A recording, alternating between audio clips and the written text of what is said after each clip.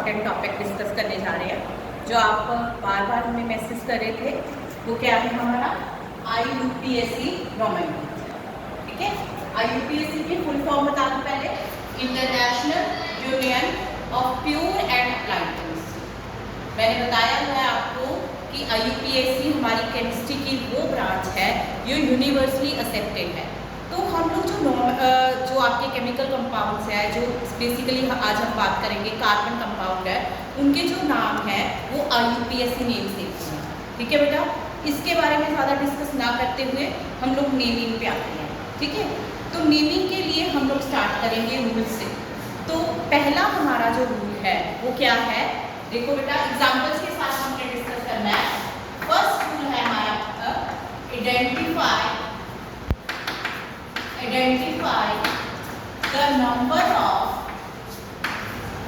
identify the number of carbon atoms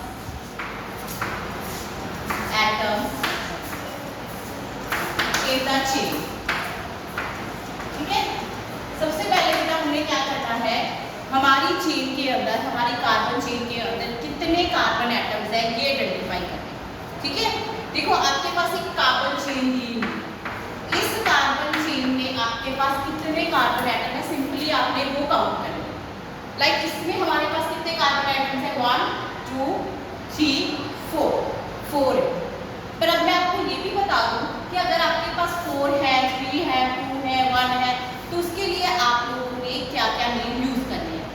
अगर आपकी chain के अंदर 1 कार्बन है तो 1 कार्बन के लिए हम वर्ड यूज करते हैं मिथ। अगर 2 कार्बन है, 2 कार्बन के लिए हम वर्ड यूज करते हैं एक। 3 कार्बन है, 3 कार्बन के लिए हम यूज करते हैं प्रॉप। ठीक है, 4 कार्बन है, 4 कार्बन के लिए हम यूज करते हैं ब्यूट। 5 कार्बन के लिए हम यूज करते हैं पेंट।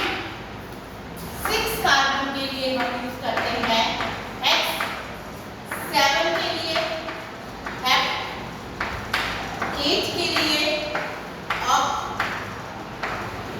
9 के लिए नॉन। 10 के लिए 10। ठीक है, वैसे जो आपकी बुक्स है उसमें 5 6 तक दिए होते हैं, पर हम लोग 10 इजीली कर सकते हैं। ठीक है, तो सबसे पहले हम लोगों ने ये देखना है कि हमारी कार्बन चेन के अंदर कार्बन एटम्स कितने हैं। तो 4 कार्बन एटम्स है, तो 4 कार्बन एटम्स के लिए हमें वर्ड क्या यूज करना है, ब्यूट। ठीक है, तो बेटा आप क्या लिखोगे, ब्यूट। ठीक है, अगर यहाँ पे 5 होते तो आप लोगों ने पेंट लगा देना था, 6 होते हेक्स लगा देना था, और 7 होते हेप लगा देना। जो भी है, जितने एटम्स है उस अकॉर्डिंग आप लोगों ने इसका जो है मेन जो वर्ड है आपका वो लगा देना है, जो आपको कार्बन एटम्स के बारे में बताया, जिसको हम लोग वर्ड रूट कहते हैं। ठीक है बेटा, उसके बाद सेकंड हम लोगों ने क्या करना है, सेकंड हम लोगों ने आइडेंटिफाई करना है, आइडेंटिफाई आइदर हाइड्रोकार्बन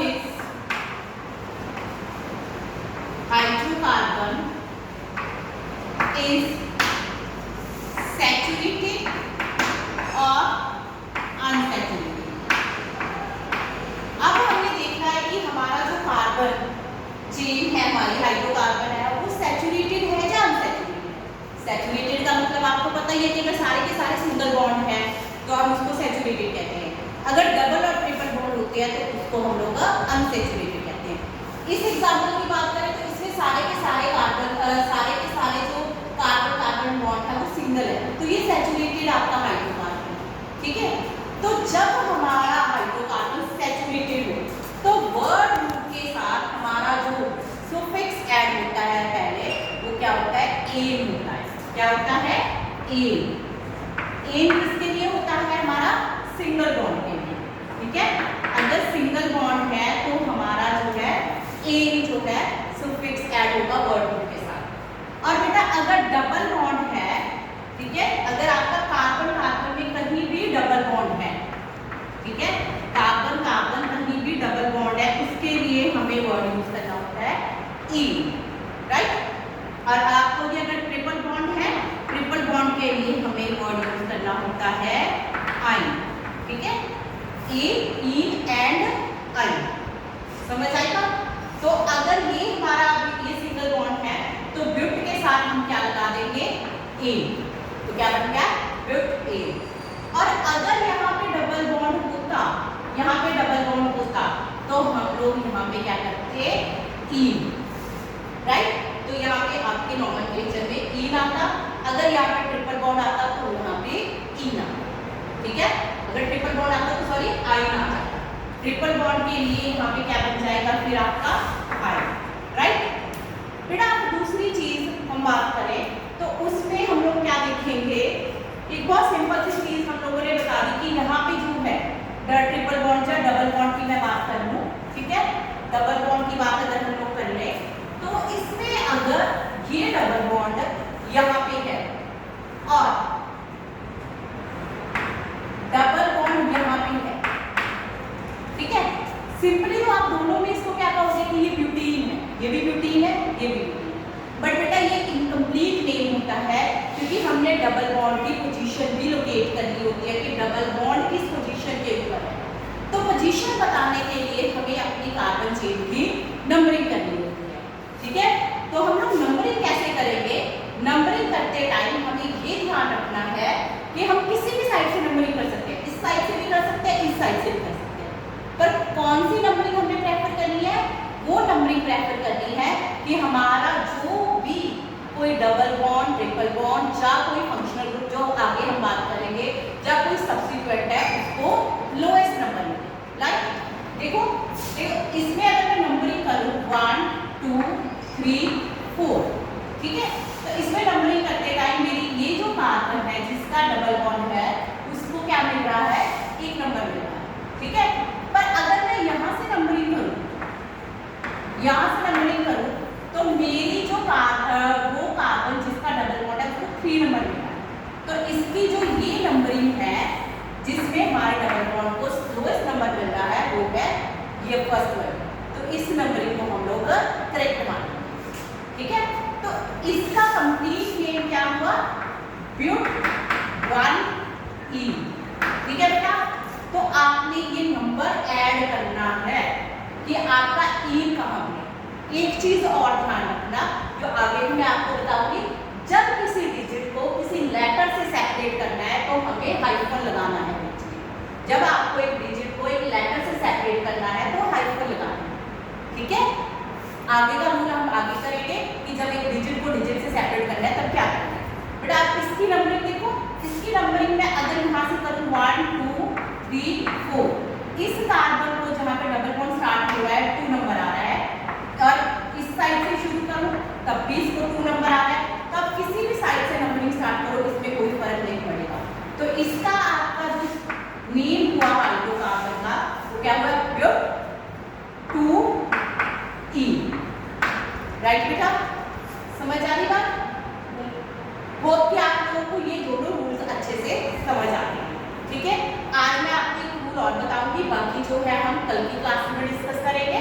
बेटा थर्ड रूल हमारे पास क्या है, देखो अब हमारे पास सब्स्टिट्यूएंट की बात करते हैं। हमारे पास हमारी जो कार्बन चेन है, कार्बन चेन में थर्ड रूल हमारे पास क्या है कि हमारी जो कार्बन चेन है इसमें देखो साइड चेन, जब आप हाइड्रोकार्बन पढ़ के आए हो तो उसमें आपने देखा कि आपके पास साइड चेन्स भी पॉसिबल है, ठीक है। तो ये जो साइड चेन है इसको हम लोग सब्स्टिट्यूएंट्स कहते हैं, ठीक है। तो ये इस तरह से आपकी कार्बन चेन में कहीं भी सब्स्टिट्यूएंट्स लगे, ठीक है। सब्स्टिट्यूएंट की नंबरिंग करते टाइम भी हमें ये ध्यान रखना है कि हमारे सब्स्टिट्यूएंट को लोएस्ट नंबर है, ठीक है। बेटा इसमें देखो अगर मैं यहाँ से नंबरिंग करूँ, देखो इसमें मैंने 2 इकट्ठे सब्स्टिट्यूएंट लगा दिए, पहले मैं आपको एक की बताती हूँ फिर दूसरे का बताएंगे कि अगर 2 बने 1 2 3 4 5, ठीक है। अगर मैं यहाँ से नंबरिंग करूँ, यहाँ से नंबरिंग करूँ तो हमारे पास 4 आया इस कार्बन को जहाँ पे हमारा सब्स्टिट्यूएंट ऐड हुआ है। बेटा सब्स्टिट्यूएंट क्या है, आपकी जो एक मेन चेन है उस मेन चेन से जो भी एक अलग ग्रुप होगा, अलग पार्ट होगा, अलग कार्बन चेन होगी,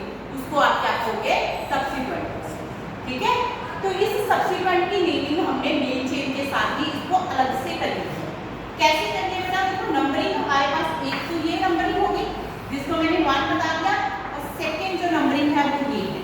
तो इसमें जो सेकंड नंबरिंग है इसके अकॉर्डिंग मेरे सब्सिट्यूएंट को 4 नंबर मिल रहा है, पर जो मेरे पास फर्स्ट है उसके अकॉर्डिंग 2 मिल रहा है। तो मेरे पास करेक्ट नंबरिंग क्या है? ये होगी। आपको दोनों शो करने की जरूरत नहीं है, पर अगर सीखना है तो उसके लिए आपको ये सारा कुछ ट्राई करना होगा। ठीक है बेटा? तो इसका नाम क्या बनेगा? पहले आपने ये देखना है कि आपके पास कितने कार्बन है आपकी मेन चेन के अंदर। कितने हैं? 5। तो 5 के लिए हमारे पास क्या होता है? पेंट। ठीक है? सारे के सारे सिंगल बॉन्ड है, तो हमारे पास क्या आएगा? सिंगल बॉन्ड के लिए ए। तो मींस हमारे पास मेन चेन का नाम तो क्या हो गया? पेंटेन।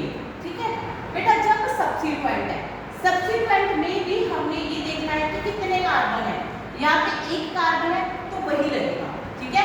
एक कार्बन के लिए मिथ होता है तो मिथ ही लगेगा, और सब्स्टिट्यूएंट के लिए हमने क्या ऐड करना है? YL। जब ये सब्स्टिट्यूएंट की फॉर्म में आता है तो ये अल्काइल ग्रुप बन जाता है, जिसको हम YL से ब्रेक करते हैं, यानी कि ये बन जाएगा मिथाइल। तो जो सब्स्टिट्यूएंट है वो हमेशा प्रीफिक्स की फॉर्म में लिखा जाता है। सब्स्टिट्यूएंट कैसे लिखा जाता है? प्रीफिक्स की फॉर्म में लिखा जाता है। तो हमारे पास ये क्या बन गया? हमारे पास देखो कौन सी पोजीशन पे हमारे पास मिथाइल ग्रुप है? सेकंड पोजीशन पे 2 मिथाइल। ठीक है? उसके बाद बेटा पेंट ए, 2 मिथाइल पेंट ए। नाम लिखते टाइम हमने गैप नहीं छोड़ना, ये कंटिन्यूएशन एक ही नाम है हमारे पास। ठीक है? तो आपने कैसा लिखना है? सेकंड पोजीशन पे मिथाइल, तो 2 मिथाइल पेंट ए। ठीक है? अब अगर हमारे पास यहाँ पे भी एक होता, यहाँ पे भी अगर मेरे पास जो है, अगर मैं आपको यही एग्जांपल दोबारा से बताऊं, ठीक है,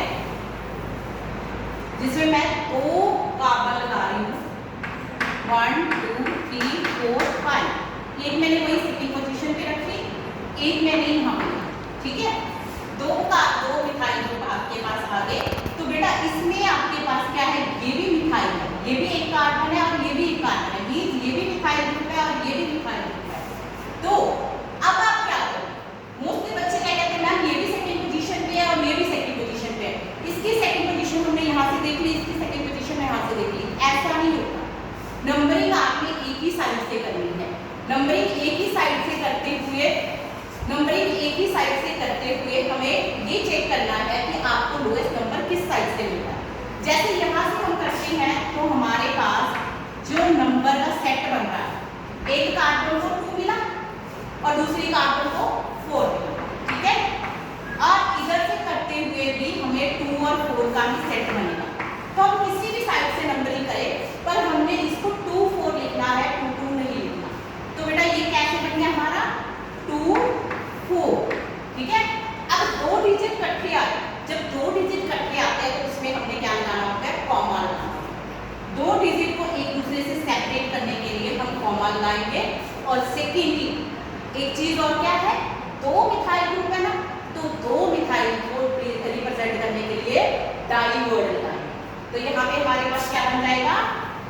2 4 di methyl, 2 4 di methyl pentane, 2 4 di methyl pentane बनेगा। लास्ट जो आज मैं बताऊंगी आपको बेटा वो ये कि अगर ये वाला जो मिथाइल ग्रुप है यहाँ पे प्रेजेंट होता, अगर ये वाला मिथाइल ग्रुप यहाँ पे प्रेजेंट होता तो मेरे पास जो ये सेट बनना था, ये सेट कैसे बना मेरे पास? ये इसकी हम बात करें, इस मिथाइल ग्रुप को यहाँ पे 2 नंबर मिल रहा है, इसको 3 मिल रहा है। इस साइड से नंबरिंग करते हुए 2 और 3 का सेट बन गया। अगर मैं यहाँ से नंबरिंग करती तो मुझे कौन सा सेट मिलना था? 3 और 4 का। ठीक है? 3 और 4 का। तो ये जो सेट है इसमें हमारा जो नंबर है वो कम मिल रहा है, तो इसकी फिर आपकी नंबरिंग क्या होगी? 2 3। तो इसका नाम क्या बनेगा? 2 3 डाई मिथाइल पेंटेन। इसको हम क्या कहते हैं? Lowest set of locant ring. कि ये जो सेट है नंबर का ये लोएस्ट होना चाहिए। ठीक है? आपने ये देखना है कि आपके सेट में दोनों नंबर लोएस्ट किस पोजीशन पे आ रहे हैं, तो वो आपका करेक्ट नंबर होगा। ठीक है बेटा? कल हम लोग करेंगे कि अगर हमारी जो चेन है, ठीक है, कि आपने लॉन्गेस्ट पेरेंट चेन कैसे सिलेक्ट करनी है, लॉन्गेस्ट पेरेंट चेन का मतलब क्या है, फंक्शनल ग्रुप्स का मतलब क्या है, इसके बारे में हम लोग कल डिस्कस करेंगे। तो उससे पहले बेटा इन रूल्स को अप्लाई करके आपने ये 2-3 जो एग्जांपल्स हैं ये सॉल्व करनी है और शेयर करनी है हमारे साथ, ठीक है। ये आपके पास क्या है बेटा, एक चीज और, जब हम ऐसे करवाते हैं तो आप लोगों ने ये ध्यान रखना है कि कार्बन का जो है एक बॉन्ड मैंने बना दिया, बाकी ये हाइड्रोजन से कंप्लीट करेगा। हाइड्रोकार्बन में हम लोग डिस्कस करके आए हैं ना, तो बेटा इसका नाम आपने बताना है क्या है, ठीक है। और दूसरा ये क्या है, ठीक है। तीसरा इसका नेम आपने बताना है। फोर्थ वन इज,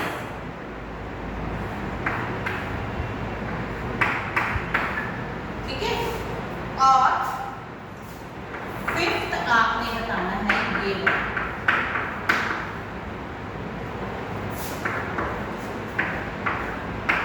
ठीक है बेटा। ये जो 5 एग्जांपल्स है ये सॉल्व करके आपने हमारे साथ शेयर करनी है। होप कि आप लोगों को ये समझ आया होगा। लॉन्गेस्ट पेरेंट चेन रूल और आपके जो फंक्शनल ग्रुप के रूल्स है उसके लिए हम लोग आपके साथ नेक्स्ट वीडियो शेयर करेंगे। Thank you and have a nice